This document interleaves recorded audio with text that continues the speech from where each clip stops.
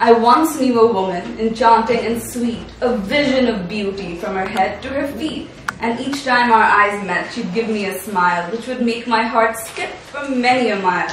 Every day I would travel up to her store and stand at the corner across her door.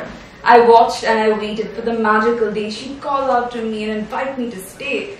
One night, as usual, there I was, watching, as my Anna hurried about in her dress and her stockings. We were at the shop, closing down for the night, and then she waved at me. I couldn't believe my eyes. I walked up to her. She was brewing some tea. She called me inside and poured some for me. Her skin looked so smooth, and the gloss in her hair. She looked at me and said, "You sure like to stare." Smiling shyly, I looked down at the tray. I never understood women in their weird ways. I picked up my cup, poured more from the pot. She said, "I see you around my cafeteria a lot." I looked at her face, so pretty, so pink.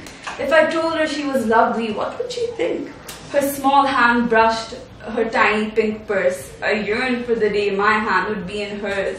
She started to sigh as I gazed into her eyes. It was time to act, and to her surprise, I crouched down on one knee, and before she could speak, pulled her ankles towards me. She fell with a shriek.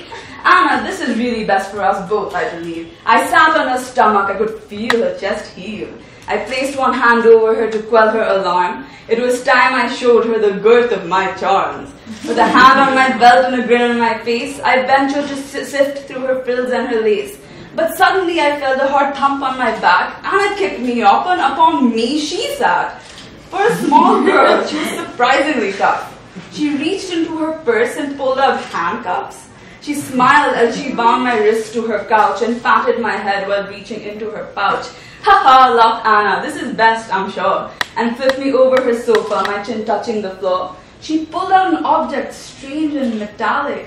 I squinted, confused, its shape almost phallic. My hands bound and my posterior exposed, I cried out, "No, Anna, that's not where it goes."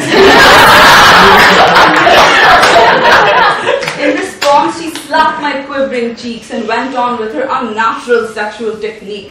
But to my surprise, instead of pain and disdain, my bottom took me into a new domain, where there was love on earth and peace in all nations, and I was wrapped in a blanket of good vibrations. I could feel a strong energy starting to expand, soaring through the cosmos, my body, her hand, my pulse quickened. I was close, I was about to explode. I grit my teeth as my soul prepared to unload. And suddenly she stopped. "Anna, not yet." But she said, "For what you tried to do, that's all you get."